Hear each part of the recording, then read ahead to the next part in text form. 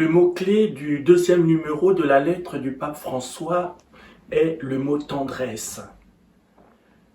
C'est un mot que nous pouvons comprendre en retenant cette phrase: la source de la tendresse de Joseph est la source de la tendresse du Père.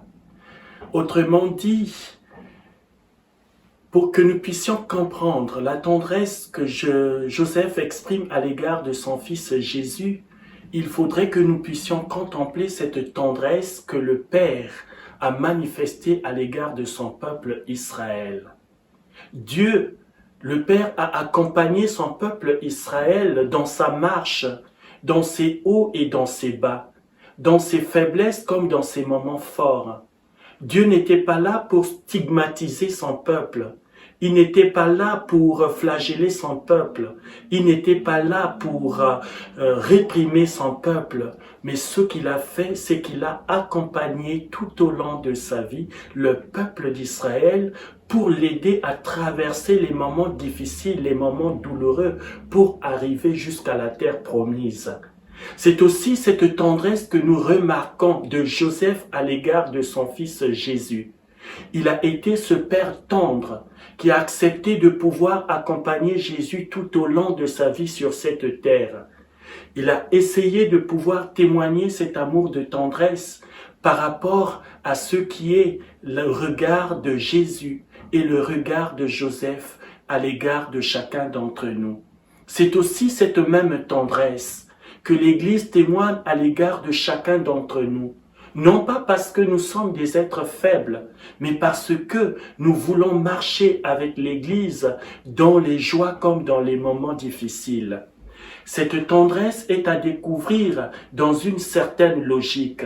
La logique qui voudrait nous faire montrer que Dieu ne reste pas seulement cramponné sur ce qui est de positif dans notre vie, mais il nous accompagne même dans notre détresse, même dans notre faiblesse, même dans tout ce qui est péché, comme dans notre difficulté.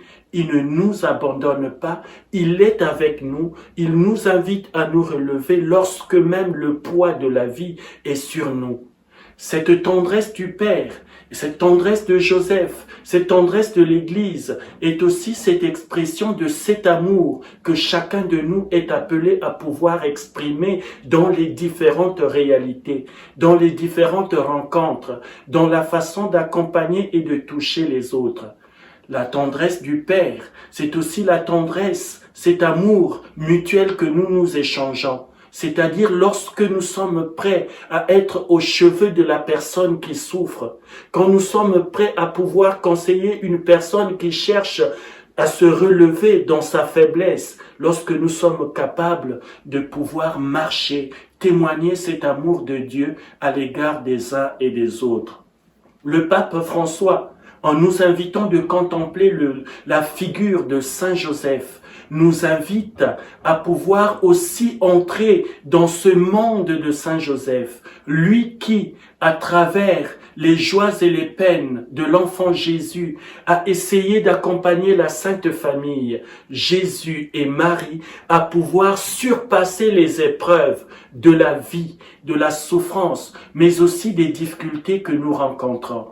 Il est donc intéressant pour nous qui méditons cette lettre, qui méditons ce numéro 2, Père de tendresse, de pouvoir comprendre que Dieu est toujours attentif à nos joies et à notre bonheur.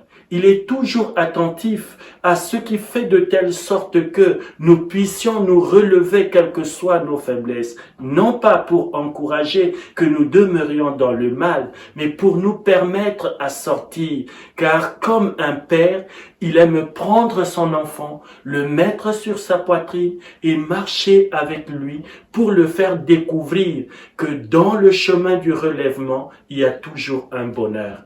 Je voudrais que chacun d'entre nous, en prenant le temps de lire et relire ce numéro 2, Père de tendresse, que nous puissions parvenir à répondre à cette question: quelle expérience as-tu fait de la tendresse que Dieu nous témoigne, que tes parents t'ont témoigné, que tous ceux qui t'entourent te témoignent? Est-ce que cette tendresse peut trouver dans ta vie un écho pour aujourd'hui le montrer au monde entier?